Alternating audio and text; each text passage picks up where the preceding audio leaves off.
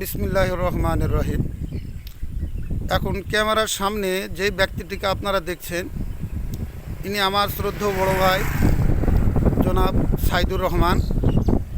ইনি কাশপাড়া ইউনিয়নেরই নাপিতপাড়া ইউনিটের ইনি একজন বাসিন্দা, অত্যন্ত হত দরিদ্র একজন মানুষ।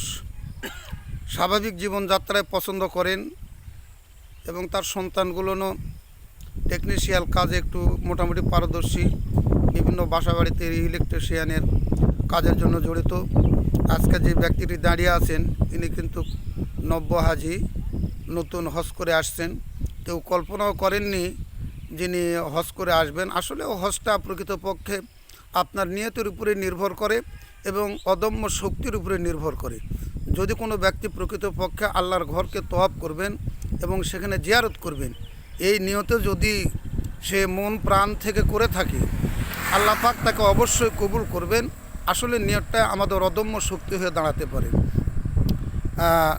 দীর্ঘদিন ধরে উনি প্রস্তুতি নিচ্ছিলেন এবং কেমনে কিভাবে উনি হঠাৎ করে আমাকে একদিন বললেন যে ভাই আমি হজে যাব, বাজারে দেখা, এবং ইতিমধ্যে উনি চলেই গেলেন। ওনার ছেলের মাধ্যমে জানতে পারলাম যে উনি বাবা হজে যাচ্ছেন, আপনারা দোয়া করবেন। যেদিন গিয়েছিলেন সেই দিনই তার সন্তান আমার বাসায় এসেছিল, ছেলেটাও আমার ছাত্র ছিল।